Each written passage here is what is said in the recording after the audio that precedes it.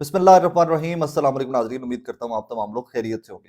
ابھی کل جو ایک فیصلہ سنایا گیا عمران خان اور شاہ محمود قریشی صاحب کو سائفر کیس میں 10 سال قید کی جو سزا سنائی گئی، اس فیصلے کی گونج جو ہے وہ پوری دنیا میں تھی۔ ابھی امریکہ میں پاکستانی صحافی اور باقی صحافی ترجمان وائٹ ہاؤس جو ہے اس سے سوال کر رہے تھے، پورا انٹرنیشنل میڈیا رپورٹ کر رہا تھا کہ کیسے یہ سزا سنائی گئی، کیسے سرکار کا اپنا ہی وکیل عمران خان کا وکیل بن کے جرا کر گیا، کیسے ہی عمران خان کے وکیلوں کو اجازت نہیں ملی اندر جانے کی، اور کتنی جلدی میں یہ سزا سنا دی گئی۔ ابھی اس کے اوپر بحث مباحثہ جاری تھا، اس کی ٹیکنیکلٹیز پر بات ہو رہی تھی۔ ابھی وکلا جو ہیں وہ کچھ کہہ رہے تھے کہ یہ 15 دن کے اندر فیصلہ سسپینڈ بھی ہو سکتا ہے، اس میں سکم بہت زیادہ چھوڑے گئے ہیں، اور کیسے جج صاحب یہ فیصلہ سناتے ہی کرسی سے اٹھ گئے اور اس کے بعد عمران خان مسکراتے رہے۔ ابھی اس فیصلے کی گونج یا اس کے اوپر ڈسکشن، اس کے اوپر بحث مباحثہ جاری تھا۔ ابھی ٹاک شوز کا یہ موضوع تھا، تو کل ہی کہیں کچھ سورسز نے، کچھ رپورٹرز نے یہ بھی کہنا سٹارٹ کر دیا کہ جناب توشہ خانہ اور القادر ٹرسٹ کی سزائیں بھی بہت جلدی ہو جائیں گی۔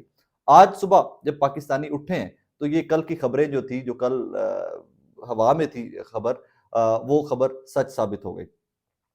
توشہ خانہ کیس میں سابق chairman P T I Imran Khan اور ان کی اہلیہ بشرا بی بی کو سزا سنا دی گئی۔ احتساب عدالت کے جج محمد بشیر نے توشہ خانہ کیس کی سماعت اڈیالہ جیل میں کی۔ دونوں کو 14 سال قید با مشقت کی سزا اور جرمانہ بھی کیا۔ عدالت نے سابق چیئرمین پی ٹی آئی کو 10 سال کے لیے کسی بھی عوامی عہدے کے لیے نااہل قرار دے دیا۔ توشہ خانہ کیس میں عمران خان اور بشرا بی بی پر 1 ارب 57 کروڑ روپے جرمانہ بھی عائد کیا۔ اس فیصلے کے بعد اچھا، یہ انٹرسٹنگ پارٹ اس میں یہ ہے، یہ جیسے ہی سزا میں نے دیکھا، یہ خبر دیکھی، تو میں نے فوراً کچھ رپورٹرز، کچھ اپنے جو سورسز ہیں، میں نے ان سے رابطہ کرنا سٹارٹ کر دیا کہ بشرا بی بی کے ویئر اباؤٹس کیا ہیں، کیا وہ لاہور میں ہیں، کیا وہ اسلام آباد میں ہیں، وہ کس جگہ پر ہیں، کیونکہ مجھے پتا تھا کہ اس فیصلے کے فوراً بعد ان کی گرفتاری کے لیے چھاپے مارے جائیں گے، پولیس ریڈ کرے گی۔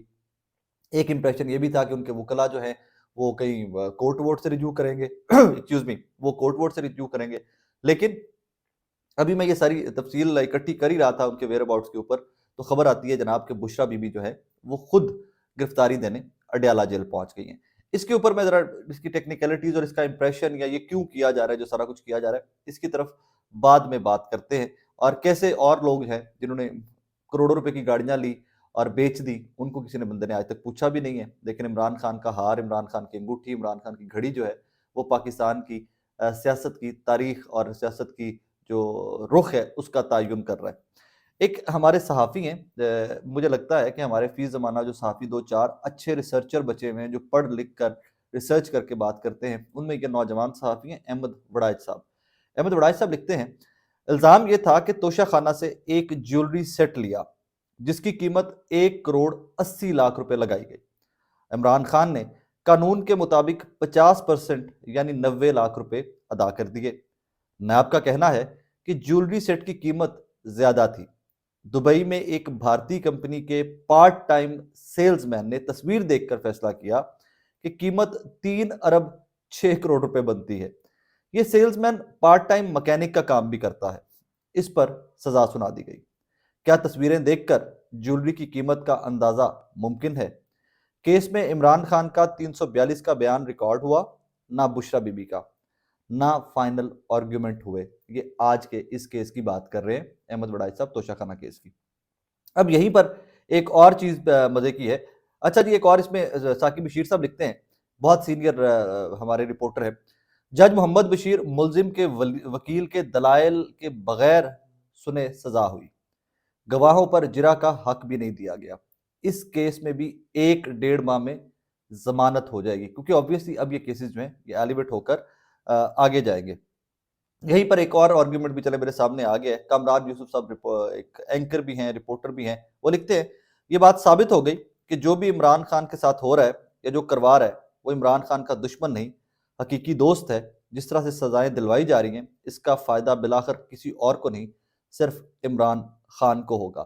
اب یہ ساری کہانی اسی طرح واقعی میں چلے گی کہ اس کے اوپر جو کورٹ رپورٹرز ہیں، میرے پاس تو سب سے کریڈیبل جو میں مانتا ہوں، جن کو وکلا سے بھی زیادہ کریڈیبل مانتا ہوں، وہ کورٹ رپورٹرز ہیں۔ اس کی ایک وجہ ہے کہ کورٹ رپورٹرز کے پاس جہاں پر قانونی معاملات کیمرے کے سامنے کے ہوتے ہیں کہ سزا کیا ہوئی ہے، بہت ساری انفارمیشن بیک اینڈ کی بھی ہوتی ہے۔ سو یہ ایک مکس تجزیہ جب دیتے ہیں تو کورٹ رپورٹرز کا وہ تجزیہ سننے کے قابل ہوتا ہے یا کریڈیبل ہوتا ہے۔ کل سائفر کیس اس کے اوپر بھی سزا جو وکلا سینئر وکلا اور رپورٹرز کہہ رہے ہیں کہ جناب وہ معطل ہو جائے گی، وہ بھی مہینے ڈیڑھ کا پروسیس ہے، اس کے اندر وہ شاہ محمود قریشی صاحب، کیونکہ ان کو سنے بغیر ہی شاہ محمود قریشی صاحب کو سنے بغیر ہی جج صاحب سزا سنا کر اٹھ گئے تھے۔ اس کے بعد لوگ یہ بھی کہتے ہیں کہ یہ جو توشہ خانہ کیس ہے یہ بھی اڑ جائے گا۔ اس میں ناٹ ٹو forget ایک چیز آپ نے یاد رکھنی ہے کہ توشہ خانہ سے ہر دور کا جو حاکم آیا، وزیر اعظم آیا، ان کی فیملیز آئی، صحافی آئے، جو ڈیلیگیٹ ساتھ جاتے رہے وزرائے اعظم کے، ان تمام لوگوں کو تحائف ملے۔ بہت بڑے بڑے صحافی ہمارے جو آج ناقد ہیں، جی عمران خان نے دیکھیں جی وہ خانہ کعبہ والی گھڑی بیچ دی، جناب انہوں نے فلانا ہاروں کا سیٹ، وہ ہار جو تھے وہ اتنے سستے لے لیے۔ ان تمام لوگوں نے رولیکس اور کارٹیئر اور پتہ نہیں کیا کس کس لیول کی گھڑیاں جو ہیں وہ کچھ چند لاکھ روپے کے عوض لی ہوئی ہیں ان تمام لوگوں نے، اور یہ اٹس آن ریکارڈ۔ ان کی جب لسٹیں بھی آئی تھی توشہ خانہ کی تفصیلات، ابھی توشہ خانہ کی کافی ساری تفصیلات نہیں پبلک ہوئیں۔ ابو ذر سلمان نیازی صاحب نے اس کے اوپر کیس بھی کیا ہوا تھا، ابھی کافی ساری ڈیٹیلز ہیں وہ فردر بھی آئیں گی۔ Excuse me. اب کہانی کیا ہے، یہ سب کچھ کیوں کیا جا رہا ہے؟ صرف ایک پرپس ہے، اور وہ پرپس کیا ہے، وہ ٹارگٹ کیا ہے؟ جب دونوں چیزوں کو ذرا اکٹھے رکھ کے دیکھیے گا، جب تمام لوگ متفق ہیں ایک چیز کے اوپر، زیادہ تر لوگ ایٹ لیسٹ متفق ہیں ایک چیز کے اوپر کہ جناب والا یہ سزائیں مہینے ڈیڑھ کے اندر معطل ہو جانے ہیں یہ فیصلے، تو پھر اتنی جلدی کیا ہے؟ جج محمد بشیر صاحب کی ریٹائرمنٹ میں تو بھی ٹائم ہے، دو کہ ان کی صحت بیچاروں کی خراب ہے، اللہ پاک ان کو صحت دے ان کو، وہ جیل میں بھی بیمار ہو گئے تھے، ان کا وہاں پر بھی معائنہ کیا گیا تھا۔ کہانی کیا ہے؟ کہانی صرف فوکس ہے 8 فروری الیکشن ڈے۔ الیکشن ڈے سے پہلے ہم نے دیکھا کہ جی بہت ساری اس طرح کی خبریں آتی رہی کہ جی سیاست سے آؤٹ کبھی واپسی نہیں ہوگی تحریک انصاف کی۔ اس کے بعد پھر جب اتوار والے دن عمران خان نے کال دی، ریلیز کی کہ اپنے اپنے حلقوں میں نکلیں اور اپنے امیدواروں کا ساتھ دیں، ریلیز نکالیں پاکستان تحریک انصاف کے کارکنان، ہم نے دیکھا ہر شہر کے اندر ریلیاں نکلی، اسلام آباد میں نکلی، پنڈی میں نکلی، کراچی میں نکلی، لاہور میں عالیہ حمزہ کی ایک جو ایم این اے کا الیکشن لڑ رہی ہے پاکستان تحریک انصاف کی رہنما، ان کی بچی نے، ان کی بیٹی نے، اس نے ایک ریلی لیڈ کی اور بہت بڑی ریلی لیڈ کی۔ اسی طرح علی اعجاز بھٹر جو مقابلے پہ الیکشن لڑ رہے ہیں علیم خان کے، انہوں نے ریلی نکالی اور بہت بڑی ریلی نکالی۔ مار ستار وہ اکاڑا سے بیٹھے ہوئے 122 سیٹ کے امیدوار نے تاریخی ریلی نکالی، بہت بڑی ریلی نکالی عمران خان کے حق میں۔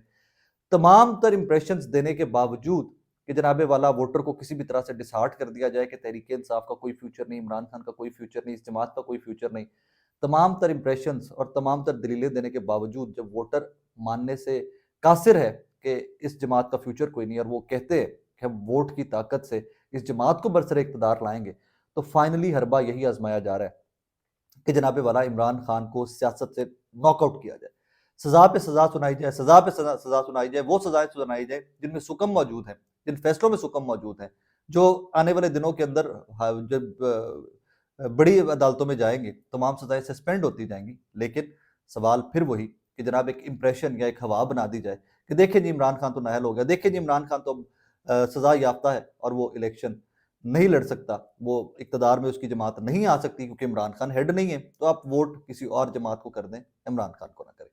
پھر اینڈ میں وہی کہوں گا کہ یہ تحریک انصاف کے ووٹر کا امتحان ہے، وہ کس حد تک میچور ہے، وہ 8 فروری کو کیا فیصلہ کرتا ہے، وہ کس تعداد میں ووٹ ڈالنے نکلتا ہے، یہ ڈیسائیڈ کرے گا فیوچر آپ کے ملک کی سیاست کا۔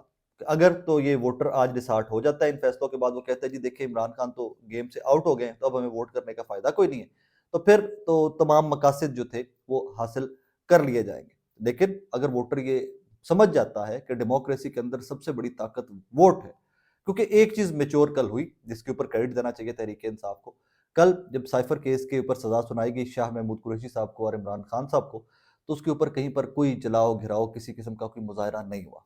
ہم تمام لوگ ایکسپیکٹ کر رہے تھے کہ کوئی مسیحا اللہ نہ کرے کچھ اس قسم کا ہوگا کہ جلاؤ گھراؤ احتجاج ہوں گے، لیکن تحریک انصاف کے ورکرز 9 مئی کے بعد سمجھ گئے ہیں کہ احتجاج جو ہے وہ ان کو کس طرف لے کے جائے گا، احتجاج اس سیاسی جماعت کے لیے مزید پرابلمز کریٹ کرے گا۔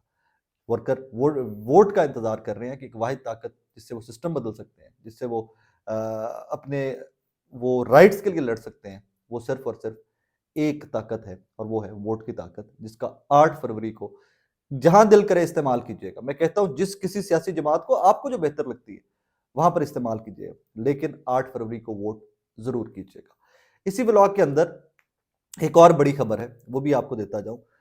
تحریک انصاف کے رہنما اور سابق وفاقی وزیر حماد اظہر بھی عام انتخابات سے دستبردار ہو گئے۔ سپریم کورٹ میں جسٹس منصور علی شاہ اور جسٹس جمال مندوخیل نے حماد اظہر کے کاغذات نامزدگی مسترد ہونے سے متعلق کیس کی سماعت کی۔ معاون وکیل نے عدالت کو بتایا کہ میرے موکل اپیل کی پیروی نہیں کرنا چاہتے۔ جسٹس منصور علی شاہ نے سوال کیا کہ ہائی کورٹ نے اپنے فیصلے میں 62(1)(s کا حوالہ کیوں دیا؟ سپریم کورٹ کا فیصلہ واضح ہے کہ آرٹیکل 62(1)(f) کا اطلاق از خود نہیں ہوتا۔ جسٹس منصور نے کہا اپیل واپس لینے کی وجہ سے انہیں فیصلے کا فائدہ نہیں ہوگا۔ جسٹس جمال نے کہا لگتا ہے ہمارا در سرنڈر نہیں کرنا چاہتے۔ بعد ازاں وکیل نے عدالت سے اپیل واپس لے لی۔ واضح رہے کہ پی ٹی آئی کے رہنما NA 129 سے آزاد امیدوار تھے اور اب ان کے والد میاں اظہر صاحب جو ہے وہ الیکشن لڑ رہے ہیں، جن کو ریسنٹلی آپ نے دیکھا کہ گرفتار بھی کیا گیا تھا کہ اور وہ جس دن ریلیز نکالی تھی اس دن گرفتار بھی کیا گیا اور کچھ دیر کے بعد چھوڑ دیا گیا۔ اسی جو توشہ خانہ کیس میں سزا کے اوپر جاتے جاتے میں وہ رد عمل بھی آپ کو سناتا جاؤں۔ اعتزاز احسن صاحب سینئر وکیل ہیں، ان کا رد عمل آیا ہے۔ اعتزاز احسن کہتے ہیں کہ جو فیصلے ہو رہے ہیں یہ 8 فروری کے لیے ہو رہے ہیں۔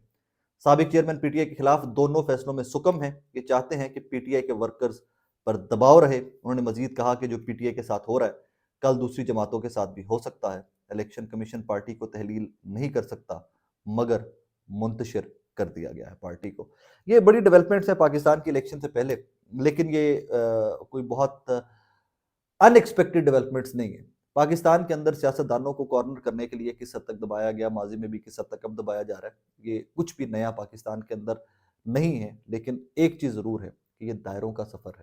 اسی دائروں کے سفر کے اندر پاکستان کی جمہوریت چلتی آ رہی ہے اور یہی وجہ ہے کہ جمہوریت تھکتی جا رہی ہے کیونکہ اب منزل کی طرف نہیں چل پائے۔ 8 فروری کا دن آپ تمام لوگوں کے پاس وہ دن ہے کہ آپ جمہوریت کو پٹڑی پر واپس لا سکتے ہیں۔ ووٹ کیجئے گا، میکسیمم تعداد میں ووٹ کیجئے گا۔ بار بار کہتا ہوں، آج پھر کہوں گا، جس مرضی سیاسی جماعت کو ووٹ کیجئے گا، ووٹ ضرور کیجئے گا۔ بہت سارے لوگ جن کو ذاتی زندگی میں جانتا ہوں وہ مجھے کہتے ہیں کہ یار 8 فروری کا دن چھٹی کا، ہمارے ووٹ کی کیا وقت ہے؟ آپ کا ووٹ ہی وہ اتنی بڑی طاقت ہے کہ جس نے پورے ملک کا نظام درہم برہم کر کے رکھا ہوا ہے۔ آئے دن سزائیں سنائی جا رہی ہیں، آئے دن گرفتاریاں ہو رہی ہیں، آئے دن سیاستدان نااہل ہو رہے ہیں، آئے دن عدالتیں سیاستدانوں کو الیکشن لڑنے کی اجازت دے رہی ہیں۔ صرف ایک طاقت ہے اس تمام پروسیس کے پیچھے، وہ ہے آپ کا ووٹ۔ اس کو استعمال کیجیے گا اور سمارٹلی استعمال کیجیے گا۔ اپنا بہت سارا خیال رکھیں، دعا میں یاد رکھیں۔ اللہ حافظ۔